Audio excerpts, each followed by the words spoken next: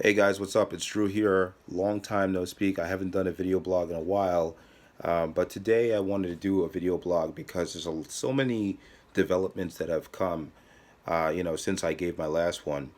Most notably, recently, it's going around that Oprah is going to run for president. It's going around that Tom Steyer, this billionaire environmentalist, is going to run for president. So pretty much everybody's following Donald Trump's lead.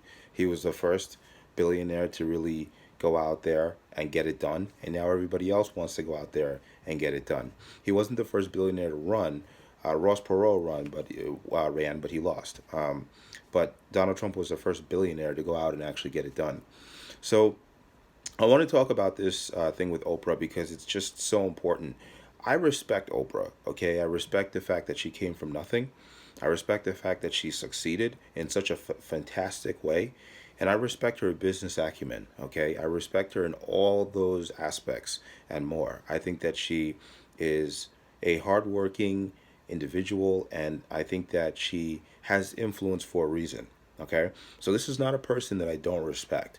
I respect Oprah Winfrey, okay? However, I will say that it is a little bit concerning to me that pretty much all that she needed to do to be considered a viable candidate for president is go out there, talk about her life as a black woman, and pretty much, you know, put out an air of solidarity with all these victims. But the problem for me is this. Here's the problem for me.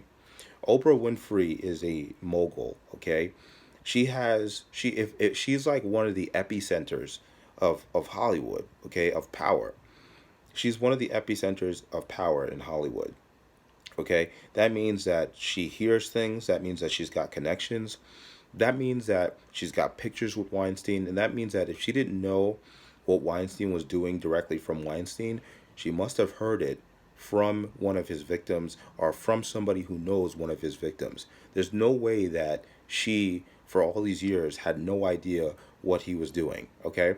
That's number one. So I believe that she knew what he was doing and that she kept quiet. Number two thing I want to talk about is this.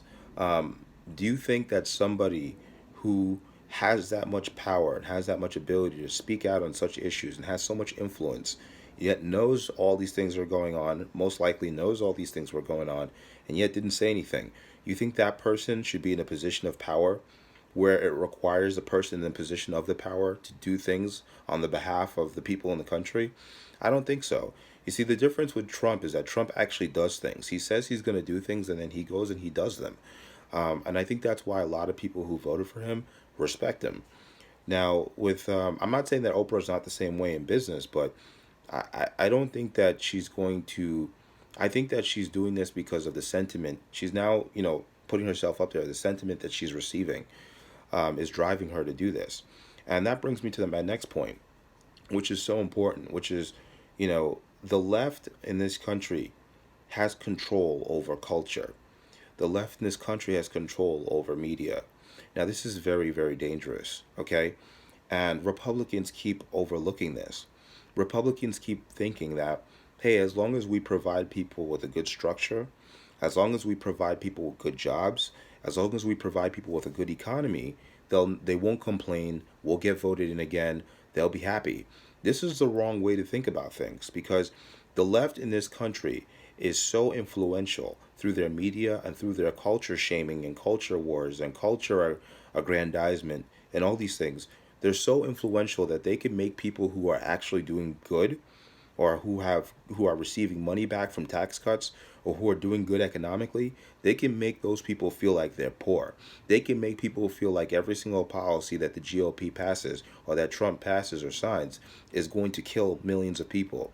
They can make people feel like the country is falling apart when actually it's not falling apart. It's going in the right direction. So they can make people feel this way. And I know because I speak to people, and I know that some of you here listening to this video speak to people, and I know that some of you who are my critics are going to say that you feel that the country is falling apart because Trump is at the helm. But the reality is this. I mean, if you look at the economy, if the economy is performing just like I thought it would, the stock market is performing, and people all too often give that credit to Obama when he doesn't deserve it. If you look at the moving average of the stock market from 2014 to 2016, yes, Obama did move it up from 2008 to 2014, but from 2014 to 2016, it stagnated. The economy grew in spite of Obama. It didn't grow only because of Obama. It grew in spite of Obama. When you have a recession and things correct to such a level that they fall off a cliff, the only way to go from that position is up. He had one of the weakest recoveries in history, okay? And I'm not knocking him because a recovery is a recovery, right? But and you got to take what you can get, but at the same time, like to put all these accomplishments that Trump is having right now, to put all those accomplishments on Obama is dishonest. Okay, you're giving credit that should go to Trump, you're giving it to Obama. People say, oh, what policy did he write? How about the fact that he's killing regulations? How about the fact that he just passed his tax reform? How about the fact that markets are forward looking and people invest in markets based on the returns that they think that they're going to get, and they had optimism that Trump would perform well, and that is why the markets went up. Not from quantitative easing like when Obama was in office, not from any, not from any inflationary tactics, but from actual people, retail investors having confidence in the U.S. economy again. Companies bringing back their jobs, companies giving bonuses, companies doing all these things. I mean, these things are something to think of. So we are physically and in reality and in real life going in the right direction. But the problem is that the left has full control over the media. They have full control over what you perceive, which is very powerful. That means you could be going in the right direction, but you could feel like you're going in the wrong direction. You could be experiencing prosperity, but you could feel like you're experiencing poverty. You could be experiencing order, but you feel like you're experiencing chaos. This is serious.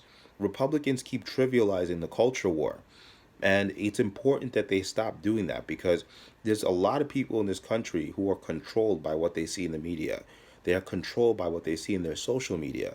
They don't question it. They just go along with it. It frames their value systems. It frames the way that they think about life. They live vicariously through these celebrities who tell them to hate Trump and who tell them that you're a terrible person if you don't hate Trump. So they do all these things. And this should not be trivialized to any degree. And this is what I want to focus on in this video. Republicans have got to win back the culture war. Republicans have got to win back some of the media. Republicans have to win back the value system and the war over the morals.